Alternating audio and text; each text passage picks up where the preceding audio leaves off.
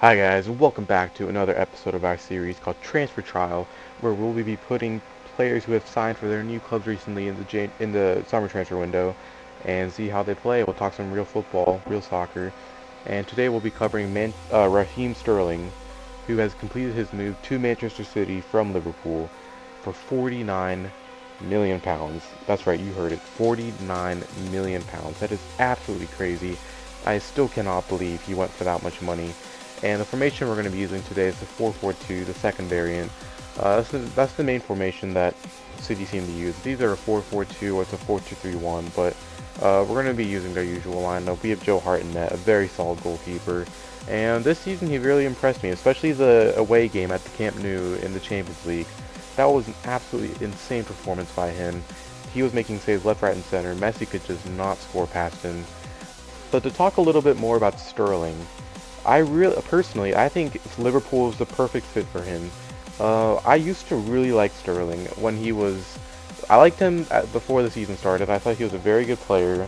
He had loads of potential ahead of him. But then as soon as he started like talking in the media about like how upset he was at Liverpool and like talking about his contract and stuff and how he feels like he deserves to be getting paid more and deserves better from a club, it really just changed my like whole position about him. I really dislike him now.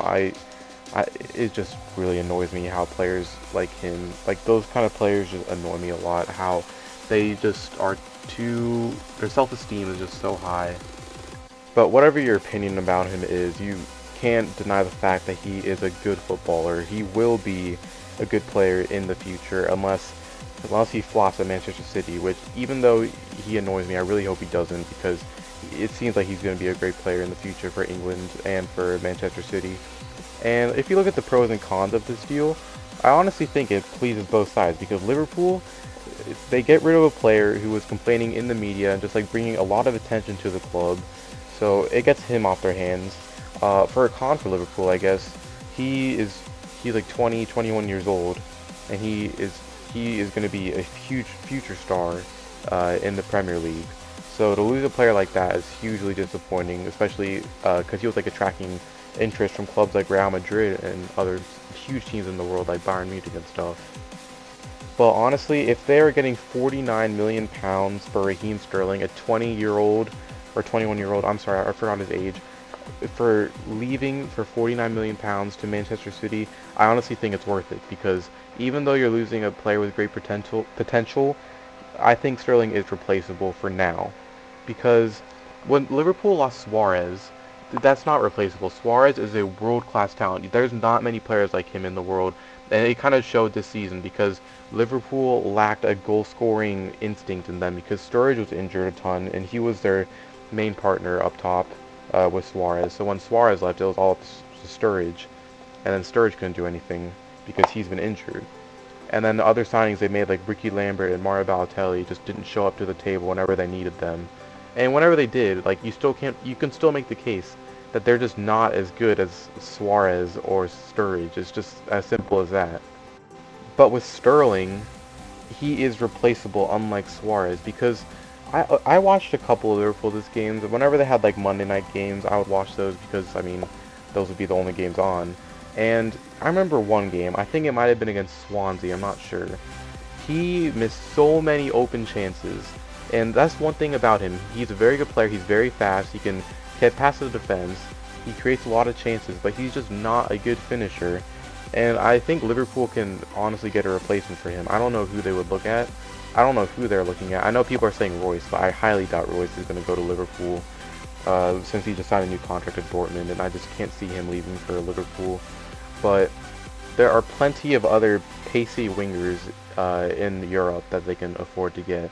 And to talk a little bit more about the team, Aguero was absolutely crazy. I think I played like 4 games. He scored like 15 goals or something like that.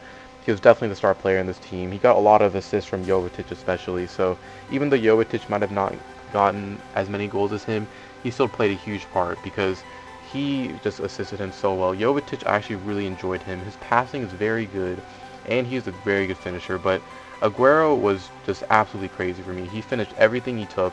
If you saw a couple of goals he scored were like they were so aids. Like one of them, hit the post and like bent into the goal. Another one, he was like on the ground and the ball landed to him. He just got back up and volleyed it. And everything just seemed to work with Aguero, just like how everything worked with Willian in the last episode of Transfer Trial.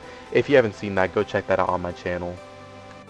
But for Manchester City, this is an amazing signing for them because having homegrown players has been a problem for them for like recently now. And to sign a player like Raheem Sterling, he can easily fit into their starting 11 for the next like 6 or 7 years. So it will be a very good signing for them. I know they were looking at Fabian Delph, but it looks like he's going to be staying at Aston Villa. And Raheem Sterling will just be a very good addition because on the right they had James Milner. He was their number 7. Raheem Sterling's the new number 7 now. And then their other option to play on the right is Jesus Navas. And in my opinion, Jesus Navas is just way too predictable of a player. All he does is do step overs, cuts inside, and crosses it in. And I think Raheem Sterling can develop into a better player than Navas. But that is going to bring an end to this episode of Transfer Trial. If you liked it, please drop a like, subscribe if you're new, share it with your friends, leave a comment below, and watch the other episodes of this series. And I'll see you guys in the next episode.